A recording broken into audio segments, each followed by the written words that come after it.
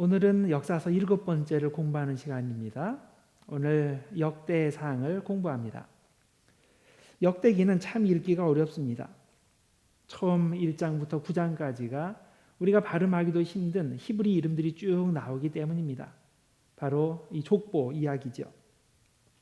뭔가 재미있는 이야기가 담겨 있어야 지루함 없이 이걸 쭉 읽어 내려갈 텐데 이름만 쭉 나열되고 있으니 참 읽기가 어렵습니다.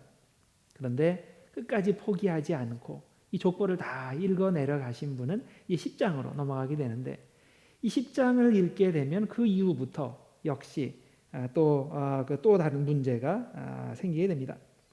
10장부터 나오는 내용을 보면 이미 바로 앞에 책들에서 다 읽은 내용들입니다. 이 시점에서 성경을 읽는 대부분의 분들은 의문을 가집니다. 왜 성경은 이렇게 똑같은 내용을 다루는 책들을 연속해서 반복해서 배치해 놓았을까요? 여기 똑같은 내용을 사무엘서, 열왕기서 이렇게 있는데 왜 역대기가 거기에 붙어 있을까요? 역대기는 빠져도 되지 않을까요? 특히 기독교인들이 이런 생각을 더 많이 하게 됩니다. 왜냐하면 이런 식으로 열왕기하가 끝나고 역대기상으로 이어지는 것은 기독교 성경에만 나오는 현상이기 때문입니다. 유대교 성경에서는 이 둘이 완전히 다른 위치에 배치되어 있습니다. 역대기가 족보로 시작하고 내용도 앞의 책의 반복이라고 생각해서 많은 분들이 역대기를 그냥 뛰어넘고 그 다음 책으로 넘어갑니다. 바로 열왕기 하에서 에스라로 넘어가는 거죠. 그런데 그렇게 하면 안 됩니다. 왜냐하면 자세히 읽어보면 역대기는 그 앞의 책들과는 성격이 다른 책이기 때문입니다. 다른 시대에 다른 대상을 위해 다른 시각으로 기록된 책입니다. 신명기 역사서와 비교해보면 역대기에 빠진 내용도 많고 새로 들어간 내용도 많습니다. 이런 시각을 반영한 것이 헬라어 구약성경 70인역에서 역대기에 붙여준 이름입니다.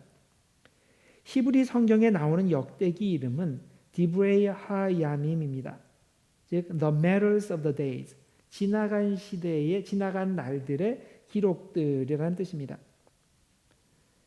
그런데 이 헬라어 성경에서는 거기서는 어떤 이름을 붙였냐면 파랄레이포메논이라는 그런 이름을 붙였습니다. 그것의 뜻은 things left out, 생략된 것들이라는 겁니다. 그 역대기를 생략된 것들이라고 이름을 붙인 이유가 뭐겠습니까? 앞의 책들의 보충 역할을 한다는 뜻이죠. 그래서 헬라어 성경은 역대기를 신명기 역사서의 보충서로 취급해서 열왕기야 바로 뒤에 이 역대상을 붙여놓은 것이고, 기독교에서는 그 순서를 그대로 따른 것입니다. 그러나 역대기는 단순히 기존 역사서를 보충하지 않습니다. 보충에 넣는 만큼 많은 부분을 또 빼고서 다루지 않습니다. 역대기는 자신만의 독특한 시각으로 사료를 선별해서 다른 시기의 독자들을 대상으로 역사를 기술한 책입니다. 그러면 유대교에서는 역대기가 어디에 위치되어 있습니까? 제일 마지막 책이 바로 이 역대기입니다. 기독교 성경은 순서가 처음에 모세오경이 나오고 그 다음에 역사서, 성문서, 예언서 순서로 되어 있고, 그 역대기를 열왕기하와 에스라 중간에 배치합니다. 그러나 히브리 성경은 순서가 달라요. 똑같이 모세오경으로 시작하지만은 그 다음에 예언서가 나오고 그다음에 성문서 이렇게 순서로 되어 있고, 이 성문서의 제일 마지막 책, 곧 히브리 성경의 마지막 책이 바로 역대기가 되는 겁니다. 예수님께서도 이런 히브리 성경의 산문법을 알고 계셨습니다. 엠마오로 내려가는 두 제자들에게 성경을 풀어주셨는데 그때 이 산문법에 대해서 간단하게 언급하신 적이 있습니다. 누가복음 24장 27절입니다.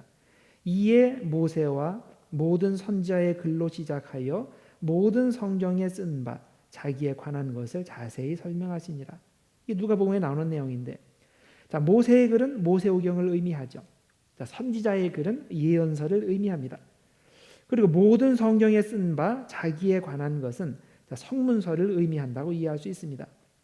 왜냐하면 나중에 제자들이 모인 곳에 예수님께서 다시 나타나셔서 그들을 일깨워 주실 때 더욱 분명하게 그것을 언급하셨기 때문입니다. 누가복음 24장 44절과 45절입니다. 또 이르시되 내가 너희와 함께 있을 때에 너희에게 말한 바 곧 모세의 율법과 모세오경이죠. 선지자의 글과 예언서입니다. 시편에 이거는 성문서를 말하죠.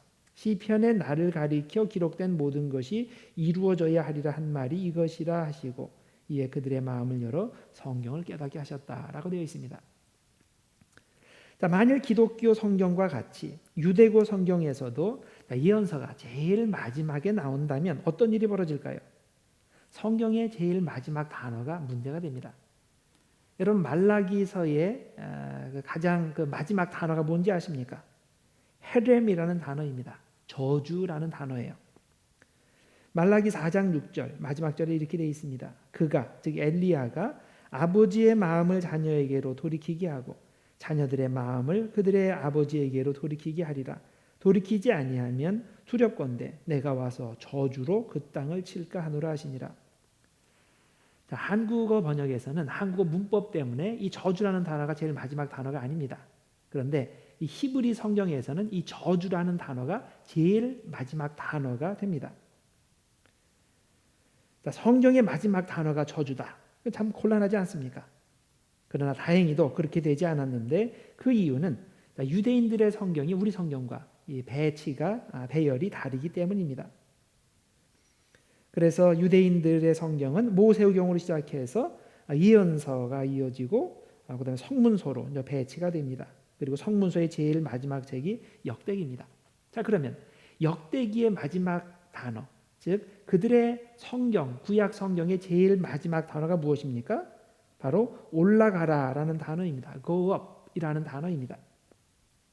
이것이 역대하 36장 23절입니다.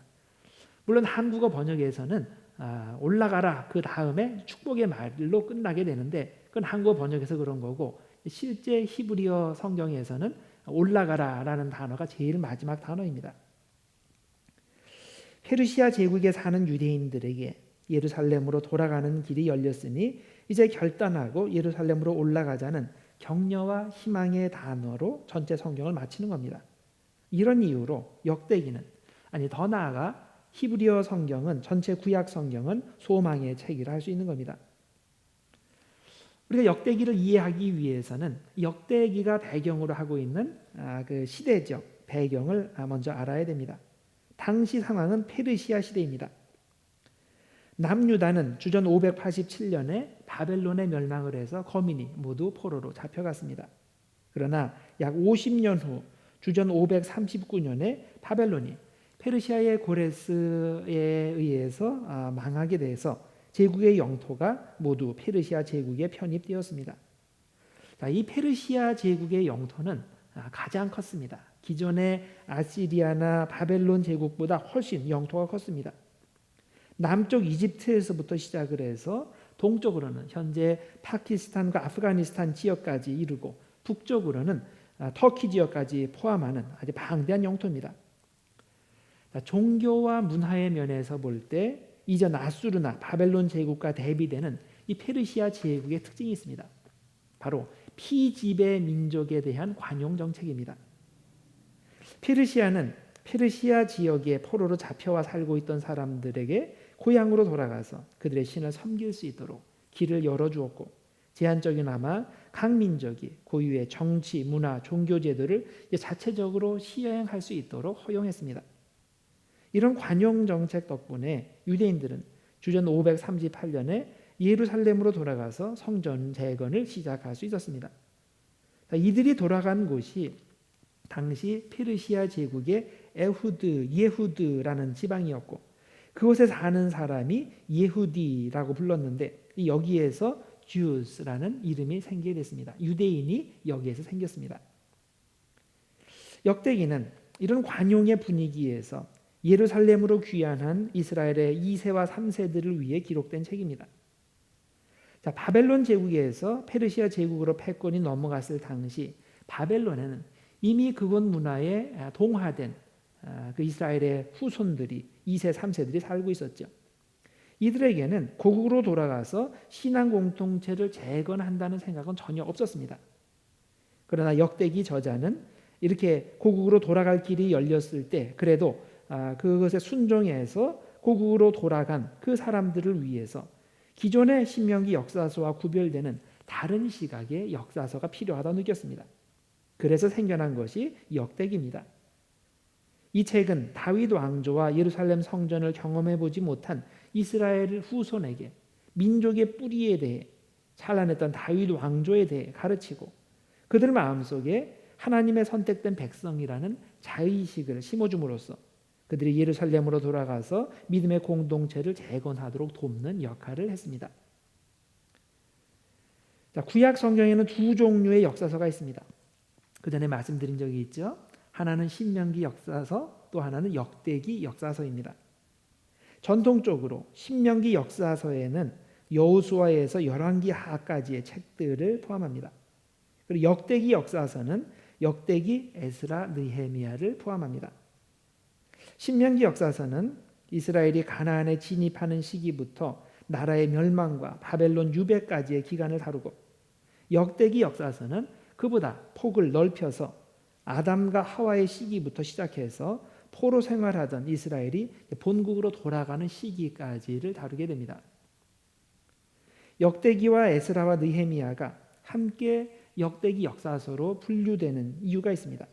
이 셋이 시기적으로 내용적으로 서로 밀접히 연결되어 있기 때문입니다. 우선 고레스의 귀한 명령을 담고 있는 역대기의 마지막이 에스라를 시작하는 그 처음 부분과 똑같습니다. 반복이 됩니다. 그래서 역대하의 마지막 36장 23절에 이렇게 되어 있습니다. 바사왕 고레스가 이같이 말하노니 하늘의 신 여호와께서 세상 만국을 내게 주셨고 나에게 명령하여 유다 예루살렘의 성전을 건축하라 하셨나니 너희 중에 그의 백성 된 자는 다 올라갈지어다. 너희 하나님 여호와께서 함께 하시기를 원하노라 하였더라. 이것이 역대기 마지막 글입니다. 근데 똑같은 내용이 에스라 시작 1장 1절에서 3절 사이에 확대해서 여기 반복됩니다. 에스라는 이렇게 시작합니다. 바사왕 고레스 원년에 여호와께서 예레미야의 입을 통하여 하신 말씀을 이루게 하시려고 바사왕 고레스의 마음을 감동시키심에 그가 온 나라에 공포도 하고 조소도 내려 이르되 바사왕 고레스는 말하노니 하늘의 하나님 여호와께서 세상 모든 나라를 내게 주셨고 나에게 명령하사 유다 예루살렘의 성전을 건축하라 하셨나니 이스라엘의 하나님은 참 신이시라. 너희 중에 그의 백성 된 자는 다 유다 예루살렘으로 올라가서 이스라엘의 하나님 여호와의 성전을 건축하라. 그는 예루살렘에 계신 하나님이시라. 자, 똑같은 내용인데 약간 더 첨가가 된 거죠. 또한 에스라서는 느헤미야에 대해서 언급하고 있습니다. 에스라 2장 2절에 보면 그 내용이 나옵니다. 또 느헤미야 8장에 가서 보면 이 에스라와 느헤미야가 함께 백성을 놓아놓고 율법을 읽는 행사를 주관합니다. 자, 그만큼 역대기, 에스라, 느헤미야는 이렇게 문헌적으로 또 내용적으로 서로 밀접히 연결되어 있습니다. 그러니까 이런 이유로 우리는 이 세 책을 같은 학파에서 만든 책들 혹은 심지어는 한 사람이 이 책들을 다 집필했다라고 추측까지 합니다. 자, 신명기 역사서와 구체적으로 비교를 해드리겠습니다.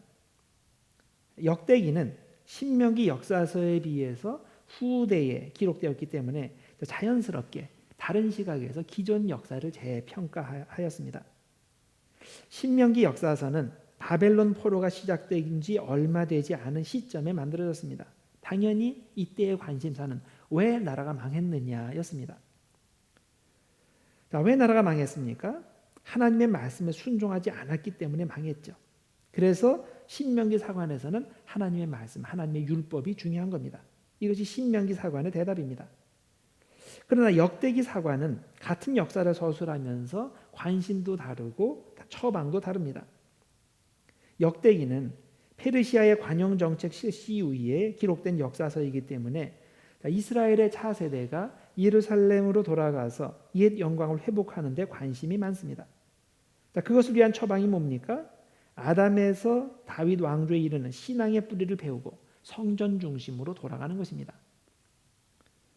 이런 이유로 역대기에서는 두 가지 특정 그룹, 즉 제사장과 다윗 왕과의 관심이 큽니다. 우선 역대기에는 제사장과 성전에 관한 내용이 상당히 많이 들어가 있습니다. 신명기 역사서를 읽어보면 레위기, 성전 문지기, 찬양하는 사람들 등 성전 제사에 관련된 사람들을 거의 언급하지 않지만은 역대기에서는 그들을 자주 언급하고 그들에 대해서도 길게 자세하게 설명을 합니다.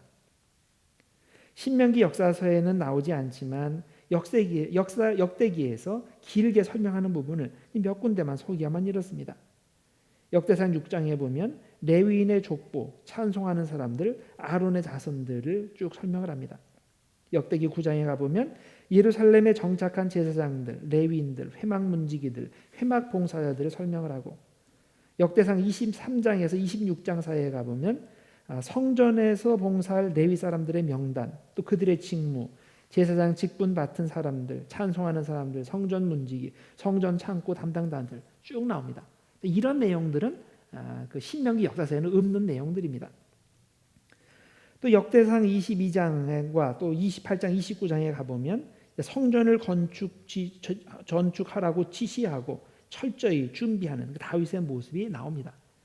그래서 물론 신명기 역사서에서도 이게 성전 건축을 준비하는 다윗의 모습이 나오지만은 거긴 조금 나와요. 아주 구체적으로 길게 나오는 것이 이 역대기에 나오는 내용입니다.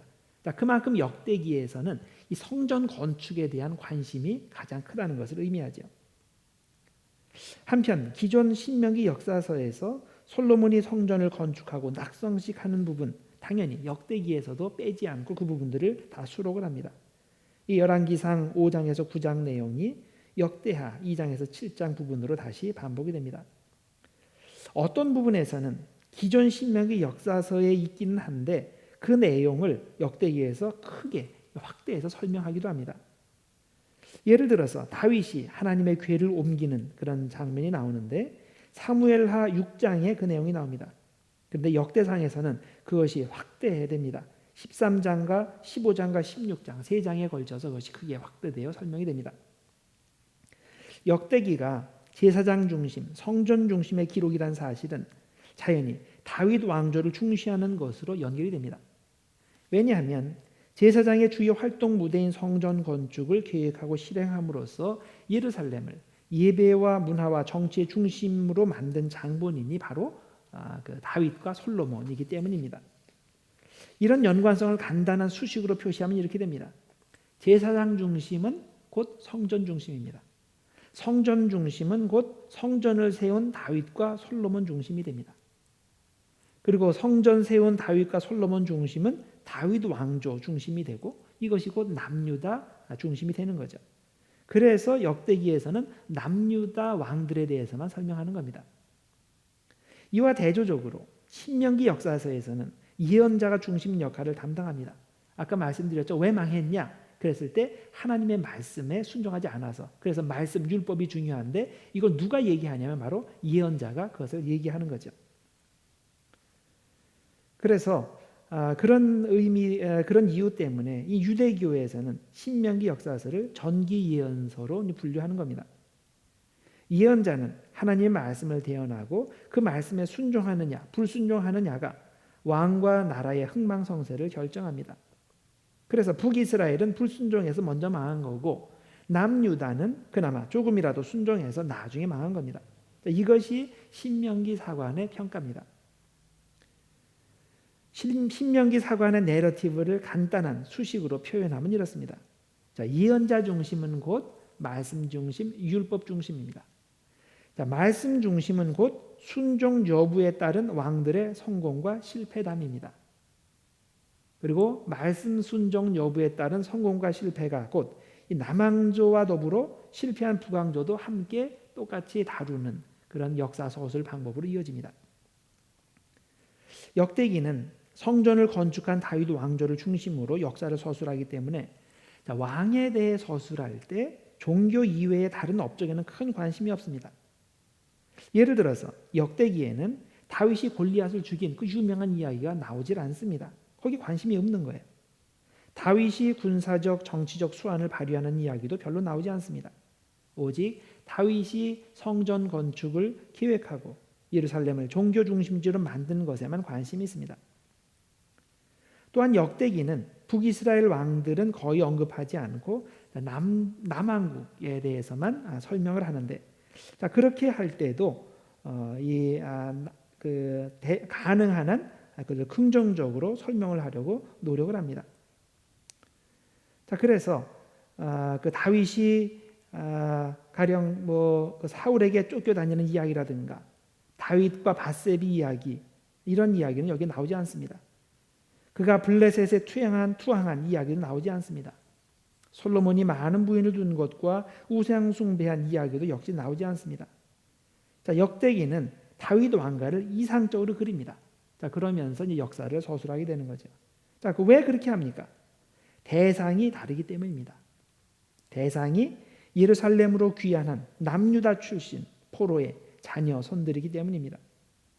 역대기 저자의 관점에서 볼 때 현재 그들에게 필요한 것은 그들의 뿌리가 뭔지, 그리고 그들이 어떤 과거의 모습을 다시 회복해야 되는지, 어떻게 해야 복받는지, 그런 삶을 살 수 있는지, 여기에 관한 청사진을 제공하는 겁니다. 그래서 역대기에는 남유다 이야기만 있지 이미 민족의 정체성을 잃어버린 실패한 북이스라엘의 역사는 포함되지 않은 겁니다. 여러분들 이메일을 통해서 보충 자료가 나왔을 텐데요. 거기에 나와 있는 표를 보시기 바랍니다. 신명기 역사서와 역대기 역사서를 간단하게 비교했습니다. 신명기 역사서는 선지자 관점에서 기록됐습니다. 역대기 역사서는 제사장 관점에서 기록된 책입니다. 신명기 역사서는 신앙의 중심은 하나님의 율법이고 하나님의 말씀이라는 걸 강조합니다. 자, 역대기 역사서에서 강조되는 것은 성전과 성전에서 행해지는 제사입니다. 신명기 역사서는 정치 외교 전쟁에 관심이 있습니다.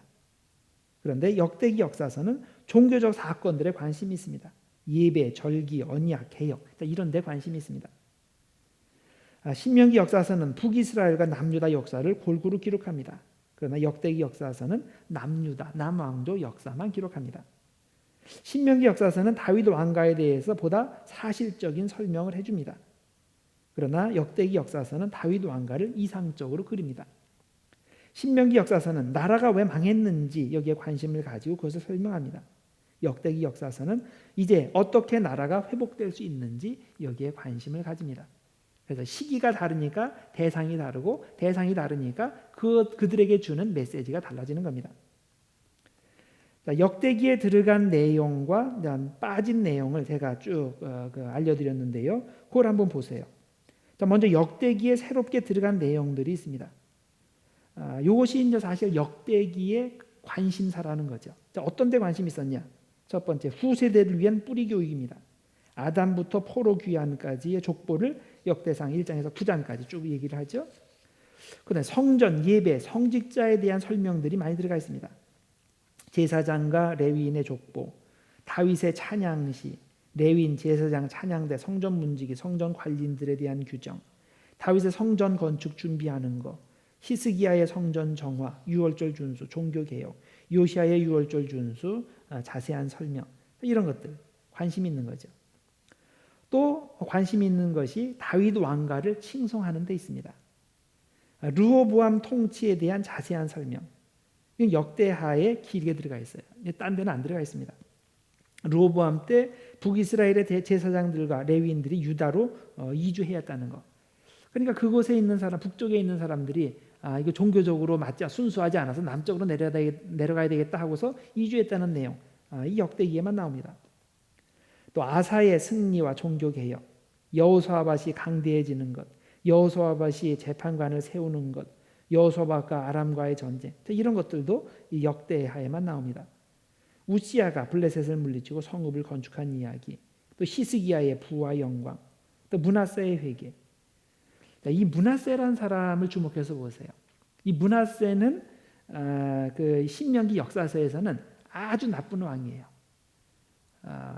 역대기에서도 역시 나쁜 왕이긴 하지만 이 사람은 마지막에 회개를 했어요. 그렇지만 신명기 역사서에는 회개한 내용은 나오질 않습니다. 별로 중요하게 생각을 하지 않은 거죠. 그래서 이제 시각이 이렇게 다른 겁니다. 자, 그럼 역대기에서 빠진 내용, 일부러 뺀 내용이죠. 다루지 않는 게 좋겠다고 판단해서 뺀 내용들입니다. 자, 먼저 다윗의 정통성에 대해 문제 소지가 있는 이야기들은 빠졌습니다. 사울과 다윗의 갈등 이야기, 사울의 가문과 다윗 가문 사이의 전쟁 이야기. 어떻게 보면 사울의 아들이 당연히 이것을 이어야 되는데, 사울의 가문이 왕권을 이어야 되는데 지금 다윗이 왕권을 이은 것이 됐죠, 결과적으로. 그래서 이것에 대해서 이제 나쁘게 생각하고 말하는 사람들이 있는데, 이제 그 내용을 뺀 거죠. 그다음에 다윗의 전쟁 능력을 뺍니다. 역대기는 여기에 관심이 없다 그랬죠. 성전에 관계된 거, 종교에 관계된 거에만 관심이 있기 때문에 전쟁 능력은 뺍니다. 그래서 다윗과 골리앗 이야기가 빠집니다. 또 죽은 남자의 아내를 취하는 이야기도 빠져요. 나발과 아비가일 이야기, 바세바와 간음하고 우리아를 죽인 이야기, 이 내용들도 빠지고요. 또 명화롭지 못한 그 여러 가지 모습들도 빠집니다. 다윗이 블레셋으로 넘어가서 투항한 이야기, 시므이가 다윗을 저주한 이야기, 다윗이 사울의 자손 7을 넘겨주는 이야기, 다윗이 솔로몬에게 원수 갚으라고 죽기 전에 유언하고 솔로몬이 원수 갚는 이야기, 이런 건 별로 좋지 못한 이야기예요. 이거 빠졌어요. 또 예루살렘 중심의 역사에 도움이 안 되는 내용들, 역대기는 철저히 남유다 중심의 역사 서술이라고 그랬죠. 예루살렘이 중심입니다. 그런데 예루살렘 중심의 역사 서술에 도움이 안 되는 것은 뺐습니다. 다윗이 헤브론에서 7년 동안 통치한 이야기, 또 엘리야와 엘리사 이야기를 포함한 이 북이스라엘의 역사, 이것이 이제 열왕기상 16장에서 열왕기하 17장까지 아주 길게 들어가 있는데 그걸 다 뺐습니다. 또 모범적이지 못한 가정사, 그것도 다 뺐어요. 암논과 다말, 압살롬 사이의 강간과 살인과 반역 이야기, 그것도 빠졌고, 또 아들 아도니아의 반역 이야기도 빠졌습니다. 또 우상 숭배에 대한 이야기도 빠졌어요. 솔로몬이 바로의 딸과 혼인한 이야기, 솔로몬이 많은 부인들을 둬서 우상 숭배에 빠지고 하나님의 심판을 받게 되는 이야기, 이런 것들도 다 빠졌습니다. 자, 그래서 이렇게 서로 관심이 다르기 때문에 그 다른 관점에서 역사 자료들을 선별을 하는데 어떤 부분은 들어가고 어떤 부분은 빠지게 되었다는 말씀입니다. 자, 이게 이제 그 길게 제가 개론적으로 이제 설명을 드린 것이고, 이제 구체적으로 몇 가지를 더 말씀을 드리겠습니다. 먼저 다윗이 인구 조사를 한 것이 여기에 기록되어 있습니다. 자, 역대기는 다윗 왕조의 실패 사례나 불미스러운 행동들을 별로 기록하지 않는 경향이 있습니다. 자, 그런데 다윗이 실수한 인구 조사를 통해서 7만 명의 사람들이 전염병으로 죽은 이야기는 뺄 법도 한데 빼지 않고 그대로 기록했습니다. 그 이유는 이 사건의 종결 지점, 그것이 오르난 아라우나의 타작 마당인데, 그 종결 지점이 그의 아들 솔로몬이 성전 건축을 하게 되는 바로 그 장소가 되기 때문입니다. 역대기의 주요 관심사 중 하나가 성전 건축이라는 것을 생각하면 이 이야기가 왜 성전 건축의 도입부로 사용되었는지 이해할 수 있습니다. 그래서 다윗이 이 인구 조사를 한 사건 바로 뒤에 그때부터 이제 성전 건축에 대한 이야기가 이어져서 나오는 겁니다. 역대기가 다윗의 인구 조사 이야기를 성전 건축이라는 큰 틀 안에서 사용하지만 여전히 이 다윗의 결점을 서술하는 데는 큰 부담을 느낍니다. 그래서 역대기는 원래의 내용을 최대한 긍정적으로 바꿉니다. 사무엘하 24장은 다윗이 인구 조사를 실시하게 되는 이유를 이렇게 설명했습니다. 여호와께서 사무엘하 24장 1절에서 4절입니다. 여호와께서 다시 이스라엘을 향하여 진노하사 그들을 치시려고 다윗을 격동시키사 가서 이스라엘과 유다의 인구를 조사하라 하신지라. 요압이 왕께 이르되 이 백성이 얼마든지 왕의 하나님 여호와께서 100배나 더하게 하사 내 주 왕의 눈으로 보게 하시기를 원하나이다. 그런데 내 주 왕은 어찌하여 이런 일을 기뻐하시나이까 하되 왕의 명령이 요압과 군대 사령관들을 재촉한지라. 자, 이 사무엘하의 설명에서 우리가 주목해야 할 것이 두 가지입니다. 첫째는 하나님께서 다윗의 마음을 격동시켜서 다윗이 인구조사를 실시하게 되었다는 것. 둘째는 다윗이 자신의 힘을 과시하기 위해서 인구조사를 명령했다는 것. 이 두 가지 내용이 들어가 있습니다. 자, 사무엘하는 사실 하나님께 책임을 돌리려는 의도는 없습니다. 하나님께서 다윗의 마음을 격동하셔서 그가 죄를 지었다는 표현은 실제적인 인과관계를 밝히려는 의도성이 없습니다.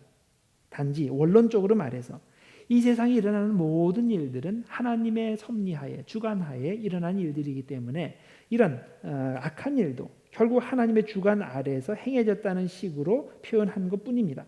이것이 히브리식 표현 방법입니다.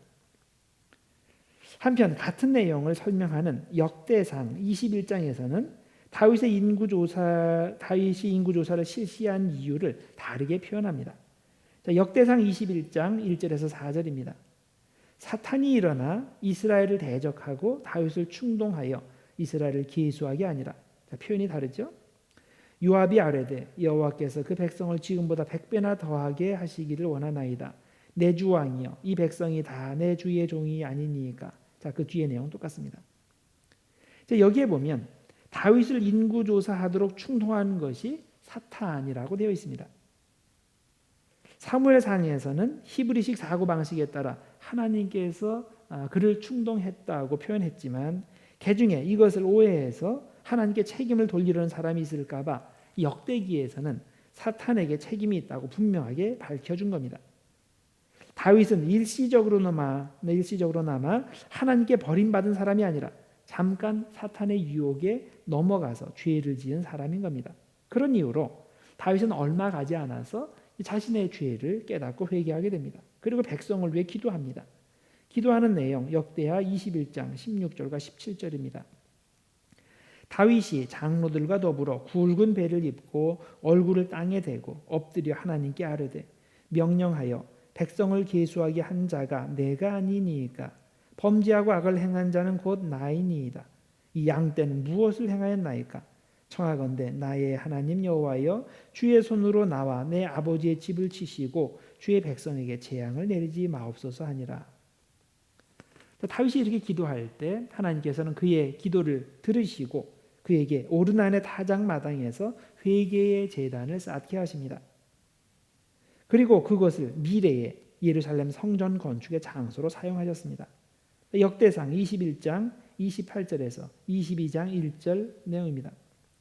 이때에 다윗이 여호와께서 여부수 사람 오르난의 타작마당에서 응답하심을 보고 거기서 제사를 드렸으니 그리고 나서 축약한 다음에 다윗이 이르되 이는 여호와 하나님의 성전이요 이는 이스라엘의 번제단이라 하였더라. 자, 이렇게 성전 건축에 대한 내용으로 올라갑니다. 다윗이 죽은 후 솔로몬이 아버지의 뜻을 따라 실제로 이곳에 하나님의 성전을 짓게 되는데 역대하 3장 1절은 그 장소가 가지는 역사적 의미를 이렇게 강조했습니다. 역대하 3장 1절 솔로몬이 예루살렘 모리아 산에 여호와의 전 건축하기를 시작하니 그곳은 전에 여호와께서 그의 아버지 다윗에게 나타나신 곳이요 여부수 사람 오르난의 타작마당에 다윗이 정한 곳이라. 우리는 이 이야기에서 정말 놀라운 하나님의 섭리를 발견하게 됩니다. 하나님은 다윗의 영적 실패의 장소에 하나님의 성전을 세우신 겁니다.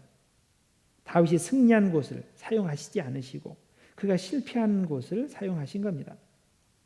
바울이 고백했듯이 하나님은 우리의 연약함을 통해서 영광 받으시는 분입니다. 고린도후서 12장 9절과 10절에 그 내용이 나옵니다. 이는 내 능력이 약한 데서 온전하여짐이라 하신지라. 그러므로 도리어 크게 기뻐함으로 나의 여러 약한 것들에 대하여 자랑하리니 이는 그리스도의 능력이 내게 머물게 하리 함이라. 그러므로 내가 그리스도를 위하여 약한 것들과 능력과 궁핍과 박해와 곤고를 기뻐하노니 이는 내가 약한 그때에 강함이라. 자, 다윗이 오르난의 타작마당을 바라볼 때마다 무슨 생각을 했을까요?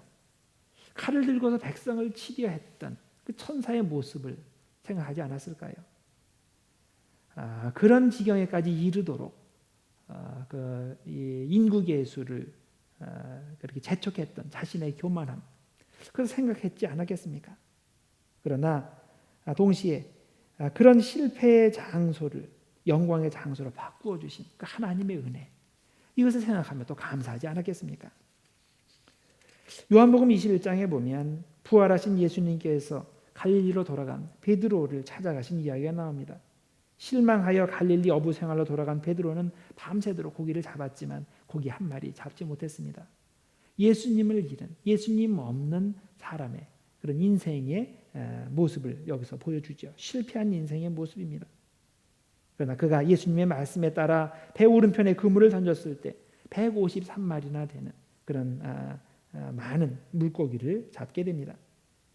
예수님께서 함께 하시고 그가 말씀에 순종할 때 실패의 자리가 성공의 자리로 변한 것을 보여줍니다. 예수님께서는 실패한 인생인 베드로를 찾아가셔서 그를 다른 성공의 장소로 옮기시지 않고 그가 실패한 바로 그 자리를 성공의 자리로 바꾸어 주신 겁니다. 예수님께서는 베드로에게 고기를 구워 주신 후에 베드로의 영혼을 회복시켜 주시기 위해 똑같은 질문을 3번 하셨습니다. 베드로야, 네가 나를 사랑하느냐? 네가 나를 사랑하느냐? 사랑하느냐? 이때 베드로가 예수님을 사랑한다고 대답했습니다. 그런데 마지막 3번째는 어떻게 대답을 했습니까? 근심하며 대답했다 그랬어요. 근심하며, 이게 엘루페세라는 단어인데요, 무거운 마음으로 그런 뜻이죠. 내가 주님을 사랑하는 줄 주님께서 아십니다. 참 무거운 마음으로 근심하며 대답을 했다 그랬는데 왜 이 대답을 할 때, 이 3번째 대답을 할 때 베드로의 마음이 무거웠을까요? 결정적인 순간에 예수님을 3번 모른다고 부인했던 그런 자신의 그런 실패의 모습을 생각했기 때문에 마음이 무거웠지 않았을까요? 제자가 스승을 3번씩이나 모른다고 부인하는 것은 더 이상 수치스러운 일일 뿐만이 아니라 배교의 죄를 지은 것입니다. 이 사건으로 베드로는 예수님의 수제자의 위치는 물론이고 그 자격을 잃었을 뿐만 아니라 신자의 위치에서도 그 이름이 삭제될 수밖에 없었을 겁니다. 그러나 예수님께서는 베드로에게 주신 그 3번의 사랑에 대한 도전의 질문을 통해서 그 처절한 3번의 실패 상황 위에 회복의 은혜를 부어주신 겁니다. 페르시아 왕국을 건축할 때의 일화가 전해집니다. 현장 감독이 이 왕궁의 지붕을 근사하게 장식하기 위해서 큰 거울을 주문을 했습니다. 그래서 이 거울이 와서 그것을 이제 다루게 되는데 그걸 다루는 인부가 미숙해서 그 거울을 깨뜨리고 말았습니다. 어떻게 합니까? 큰일 난 거죠. 자신의 품삯으로는 도저히 갚을 방법이 없습니다. 그래서 망연자실에 있을 때 그 모습을 본 현장 감독이 그를 불렀습니다. 망치 갖고 와라. 그래서 망치로 그 거울을 수천 조각으로 쪼개라고 얘기를 했습니다. 아무 이유도 영문도 모른 채로 인부는 그 시키는 대로 그것을 하게 됩니다. 그 다음에 감독이 뭐라고 말합니까? 그에게 원래 거울이 있어야 될 그 자리에 그 깨진 유리 조각들을 모자이크로 다 갖다 붙이라고 이야기를 합니다. 자, 나중에 다 완공된 후에 보니까 그 황궁은 거울 조각끼리 서로 반사하는 광선 때문에 멀리서도 오색찬란한 모습으로 비치는 정말 아름다운 모습으로 변했다는 겁니다. 인부의 실수는 현장 감독의 지혜와 배려로 최고의 작품으로 회복이 된 것입니다. 우리의 실패는 영원한 실패가 아닙니다. 주님께서 함께 하시면 우리의 가장 처절한 실패의 장소도 성공의 장소, 회복의 장소로 바뀔 수 있습니다. 주님의 은혜가 임하면 우리가 변할 수 있습니다.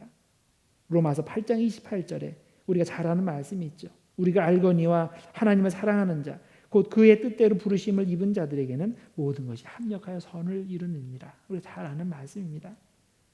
자, 이 말씀처럼 하나님은 우리의 모든 경험을 사용하셔서 우리의 최악의 실패까지도 사용하셔서 선한 일을 이루어 주시는 분입니다. 어떤 실패의 상황에서도 좌절하거나 낙심하지 말고 은혜 하나님을 바라보시길 바랍니다.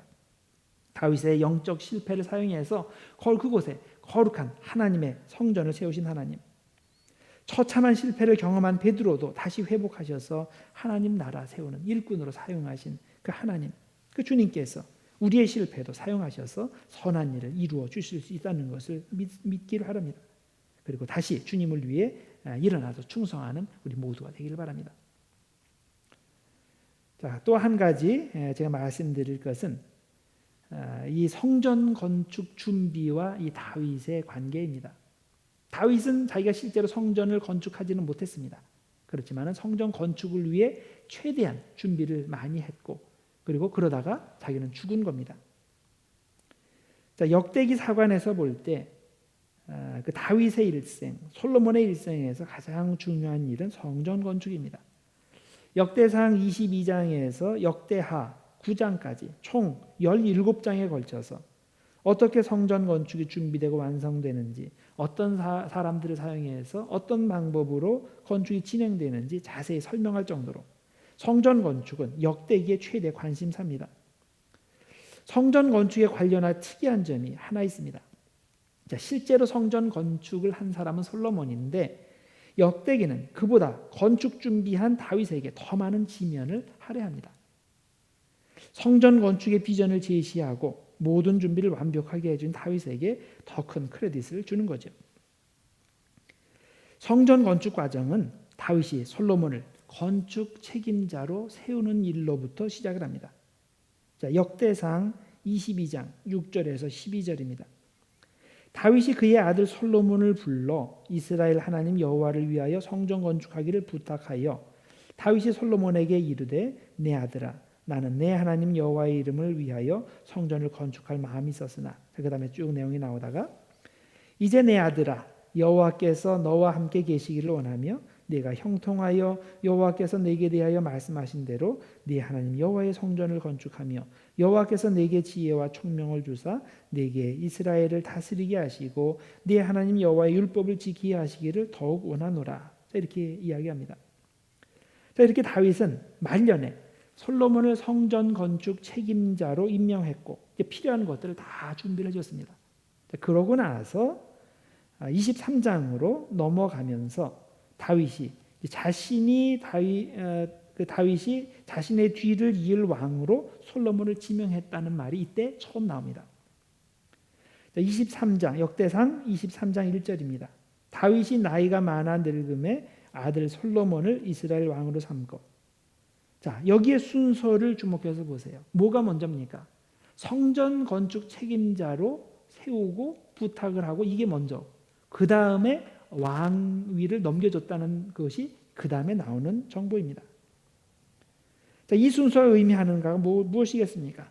솔로몬의 인생에서는 왕 되는 것보다 성전 건축 책임자가 되는 게 더 중요하다는 의미가 됩니다. 동시에 역대기의 관심은 정치나 경제나 외교에 있지 않고 성전 건축에 있다는 것을 단적으로 보여주는 예가 됩니다. 다윗은 솔로몬을 성전 건축 책임자로 세우고 자신의 신하들에게 솔로몬을 도우라고 명령을 합니다. 그러고 나서 이어지는 내용이 성전 건축과 성전 봉사에 투입될 사람들을 자세히 소개하는 일입니다. 길게 소개합니다. 역대상 23장에서 27장입니다.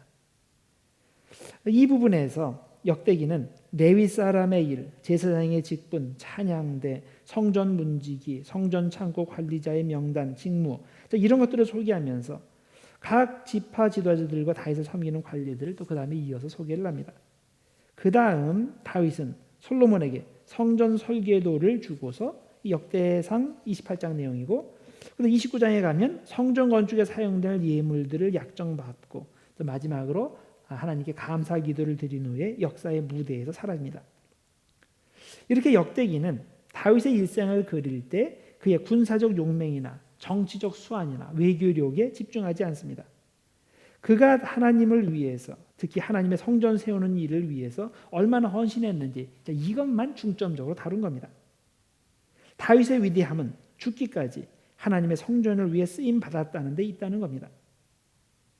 그래서 역대기의 관심은 그의 인생의 최대의 업적이 바로 이 말년에 성전 건축을 준비하는 것에 초점을 맞추고 있습니다. 인간적으로 생각하면 다윗에게는 좀 아쉬울 수 있습니다. 자기가 능력도 되니까 또 시간도 있으니까 자기 손으로 직접 성전을 지었으면 얼마나 좋았을까 바랄 수도 있습니다. 그랬다면 단순히 준비 역할을 한 것만보다 그에게 더 큰 영광이 되지 않았을까요? 그러나 역대기 관점에서는 절대 그렇지 않다는 겁니다. 인생 최대의 업적은 자신의 뜻대로 어떤 굉장한 업적을 성취하는 것이 아니라 이루는 것이 아니라 하나님께서 계획하시는 그만큼 쓰임 받는 겁니다. 그게 한 인생의 최대의 업적입니다. 다윗은 성전 건축을 준비하는 것까지만 쓰임 받도록 계획되어 있었기 때문에 그 일을 충실히 감당하는 것이 그의 인생의 최대의 업적이 되는 겁니다. 꼭 내가 해야 한다는 생각은 하나님의 계획을 방해합니다. 하나님의 뜻대로 하나님께서 원하시는 만큼만 쓰임받는다는 생각을 해야 하나님의 계획을 그르치지 않습니다. 충분히 내가 할 수 있다고 생각해도, 이보다 훨씬 더 큰 일도 감당할 수 있다고 생각해도 하나님의 뜻이 아니면 나는 거기까지만 최선을 다한다는 겸손함이 있어야 됩니다. 그래야 하나님께서 나를 통해서 영광 받으십니다. 다윗은 이런 믿음의 자세가 되어 있었기 때문에 인생 말년에 하나님께 가장 귀하게 쓰임 받을 수 있었습니다. 여러분은 인생 말년을 어떻게 보내고 계십니까? 젊으신 분들 인생 말년을 어떻게 보내고 싶으십니까? 죽기까지 하나님께 귀하게 쓰임 받고 싶지 않습니까? 다윗은 인생 말년을 성전 건축을 준비하는 일에 바쳤습니다. 하나님께서 그의 헌신을 귀하게 사용하셔서 아들 때에 가서 성전 건축을 완성하게 하셨습니다. 역대기는 우리에게 하나님의 평가 기준을 알려줍니다. 하나님께서 다윗을 평가하시는 기준은 그의 정치력이나 외교력이나 부유함이 아니었습니다. 하나님의 평가 기준은 하나님께서 부르시는 날까지 그가 얼마나 하나님의 영광을 위해 쓰임 받았는가입니다. 현재 우리는 이런 하나님의 평가 기준을 생각하며 살고 있습니까? 다윗이 인생 말년에 하나님께 성전 건축을 위해 쓰임 받은 것 같이 그렇게 우리도 말년에 하나님께 쓰임 받게 되기를 바랍니다. 역대기 사관에서 다윗의 절정기는 성전 건축을 준비하는 그의 말년이었습니다. 우리의 말년도 다윗같이 하나님께 귀하게 쓰임 받는 그 인생의 절정기가 되기를 바랍니다. 또 한 가지 마지막으로 드릴 말씀은 제비 뽑기에 대해서입니다. 역대기에 보면 하나님의 성전에서 일하는 사람들을 제비 뽑아 결정했다는 그런 이야기들이 나옵니다. 대제사장이나 왕이 자의적으로 사람들을 뽑아서 배치하지 않고 결정권을 하나님께 온전히 맡겨드린 겁니다. 역대상 24장은 제사장 중 누가 하나님의 성소에 들어가서 제사 드리도록 결정하는지 그 방법을 이렇게 설명했습니다. 역대상 24장 3절에서 5절 사이 내용입니다. 다윗이 엘르아살의 자손 사독과 이다말의 자손 아히멜렉과 더불어 그들을 나누어 각각 그 섬기는 직무를 맡겼는데 엘르아살의 자손 중에 우두머리가 이다말의 자손보다 많으므로 나눈 것이 이러하니 엘르아살 자손의 우두머리가 16명이요 이다말 자손은 그 조상들의 가문을 따라 8명이라.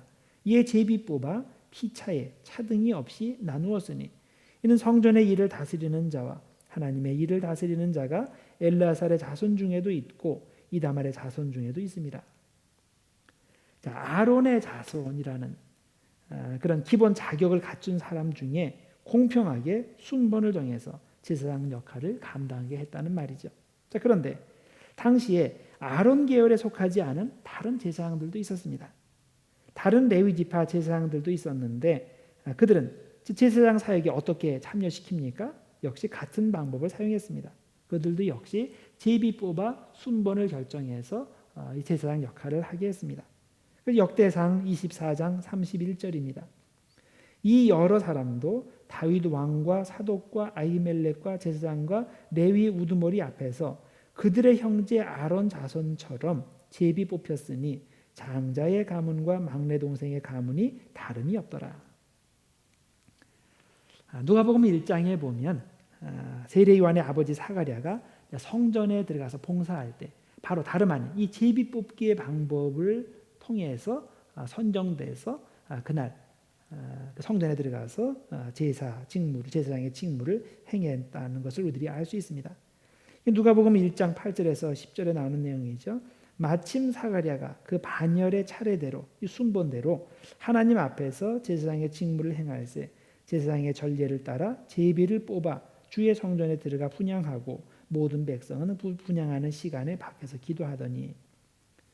이렇게 순번을 정해서 제사장을 성전에 들어가게 하는 이 제비 뽑기의 전통이 이 다윗 때 생겨서 지금 이 신약의 시대까지 쭉 이어진 것을 우리들이 확인할 수 있습니다.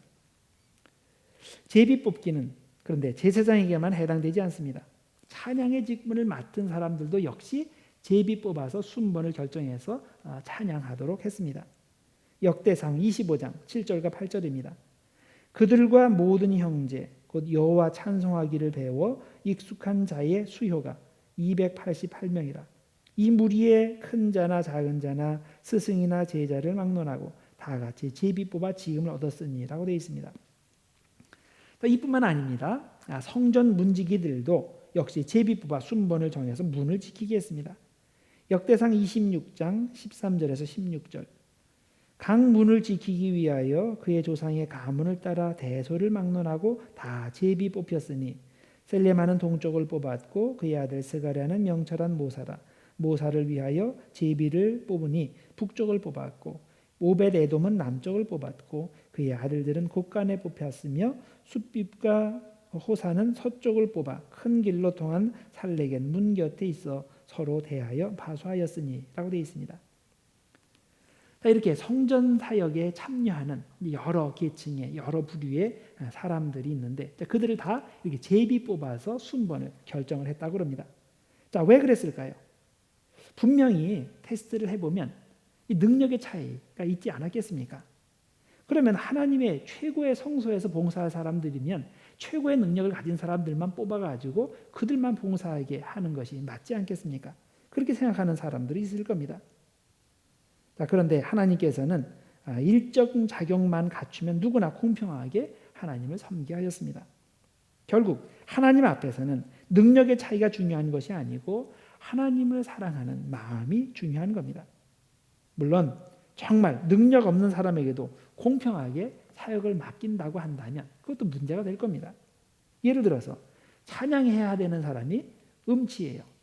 그래서 음치도 포함시켜서 노래 잘하는 사람들과 함께 이렇게 똑같이 풀에 넣고서 거기서 제비를 뽑아서 순번을 결정한다면 이거 사역이 제대로 진행이 되지 않겠죠.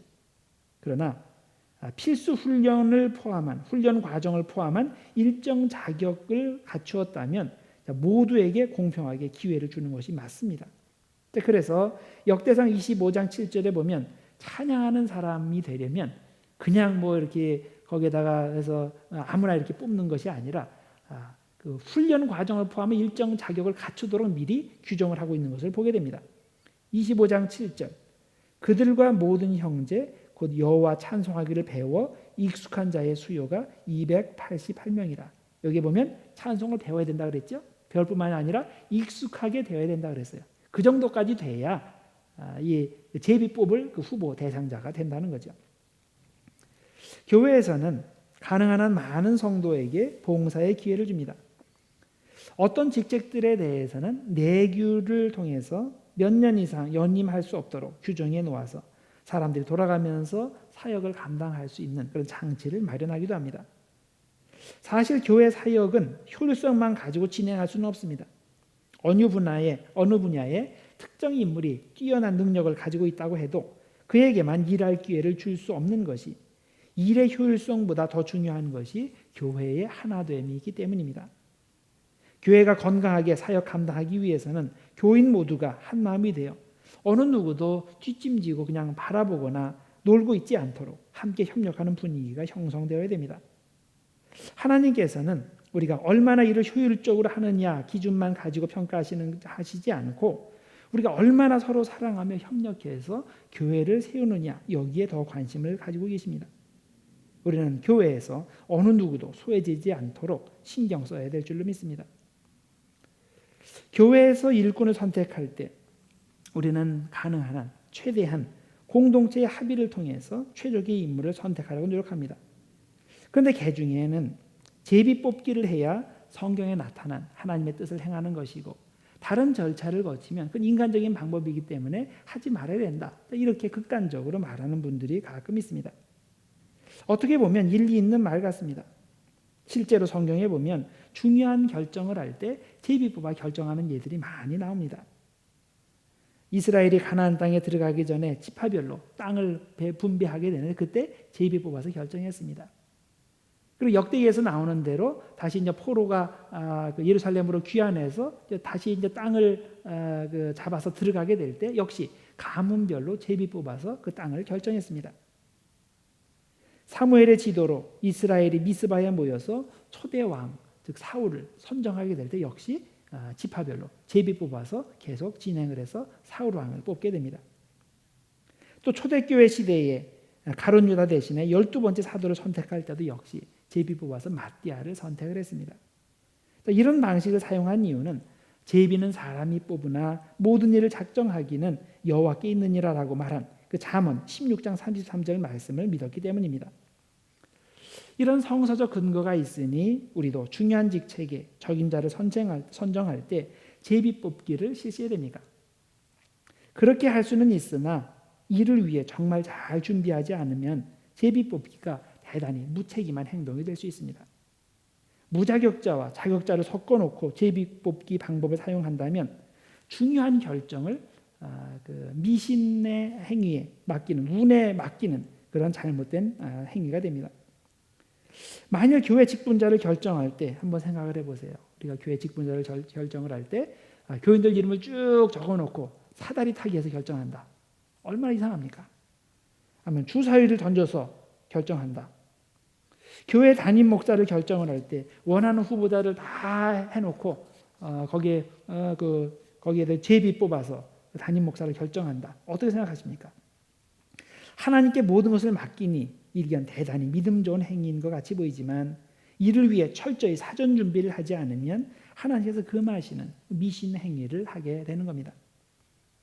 성경에 제비 뽑기의 예가 나온다고 해서 오늘도 그대로 따라해야 하는 것은 아닙니다.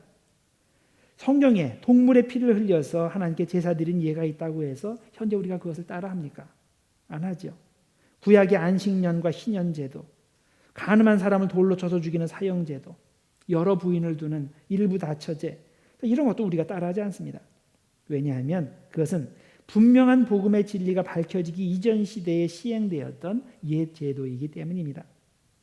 제비 뽑기도 마찬가지입니다. 다수가 민주적 절차를 통해서 제비 뽑기의 방법으로 뽑아야 되겠다라고 합의를 본다면 아무 문제가 없겠지만 단순히 성경에서 그 방법을 사용했으니 우리도 사용해야 한다고 주장하는 것은 전혀 성서적이지 못합니다. 만일 제비 뽑기만 하나님의 방법이라면 7 집사의 경우는 어떻게 이해됩니까? 그들은 제비 뽑아서 선택하지 않았습니다. 그렇다고 사도들이 자의적으로 자기들 마음대로 선정하지도 않았습니다. 사도들은 형제들아 너희 가운데서 성령과 지혜가 충만하여 칭찬받는 사람 7을 택하라고 요청했고 이 요청에 온 무리가 이 말을 기뻐하여 믿음과 성령에 충만한 사람 7명을 선택을 한 겁니다. 즉 7 집사는 성도들의 합의로 선택이 된 겁니다. 정확히 어떤 절차를 거쳤는지는 성경에 나와 있지 않지만 분명히 대다수가 좋다고 동의한 절차를 따랐을 겁니다. 또 한 가지 예를 들어보면 바울과 바나바가 2차 전도 여행을 떠나려고 할 때 마가를 데리고 가야 하는지 말아야 하는지에 대한 의견 대립이 있었습니다. 그때 어떻게 했습니까?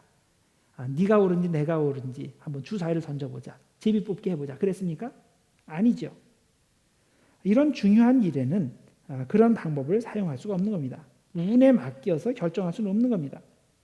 그래서 바울은 전체 성경의 가르침을 고려하고 하나님께서 마음에 감동하시는 판단에 따라서 마가를 데리고 가지 않기로 결정하고 대신 실라를 데리고 갑니다. 그리고 바나바는 여전히 마가가 적합하다고 생각해서 그를 데리고 따로 전도 여행을 떠났습니다. 바울이 마지막으로 예루살렘으로 들어가려고 할 때도 중간에 많은 사람들이 그에게 가지 말라고 했습니다. 예언자들끼리 나서서 바울에게 예루살렘에 들어가지 말라고 말렸습니다. 왜냐하면 그곳에 큰 고난이 기다리고 있었기 때문입니다. 이때 바울이 어떻게 했습니까? 너희들 말하는 것이 맞는지 내가 말하는 것이 맞는지 한번 제비 뽑아서 결정하자. 그랬습니까? 안 했죠. 바울은 전체적인 성경의 가르침에 기초해서 여전히 자기가 예루살렘에 들어가는 것이 하나님의 뜻이라고 판단했습니다. 그래서 예루살렘에 들어갔습니다. 이렇게 신약의 예는 분명히 제비 뽑기가 아닙니다. 제비 뽑기는 구약 시대에 해당하는 예입니다. 자, 그러면 우리에게 의문이 생깁니다. 그럼 마띠아를 제비 뽑아 선택한 것은 어떻게 설명합니까? 그때는 아직 제자들에게 성령이 임하지 않은 때입니다. 엄격한 의미에서 실질적인 교회가 시작되지 않은 때입니다. 그래서 제자들이 구약의 방법을 마지막으로 한번 사용한 겁니다. 이 일을 제외하고는 신약 성경 어디에서도 중요한 일을 제비 뽑아 결정했다는 기록이 없습니다. 따라서 우리는 하나님의 뜻을 분별하기 위해서 제비 뽑기의 방법 대신에 올바른 성서적 이해의 기초에서 신앙 공동체의 합의를 통한 최상의 선택을 해야 됩니다. 우리가 오늘 역대상에 대한 몇 가지 말씀을 드렸습니다. 다 성전에 관계된 그런 말씀입니다. 역다의 관심이 성전 중심이기 때문에 다윗이 하나님께 말년까지 쓰임 받은 것, 그것도 역시 성전에 관계된 것이고, 다윗의 실패 위에 하나님께서 성전을 세워주신 것, 이것도 역시 성전에 관계된 것, 그리고 이 제비 뽑기에 대한 것도 역시 성전 봉사자를 어떻게 선정해야 되느냐에 관한 것이었습니다. 역대기의 관심이 성전에 있었고, 하나님께 어떻게 가까이 가느냐, 이것은 이 성전에 가까이 가는 사람이 하나님께 가까이 가는 거죠. 당시의 생각으로는.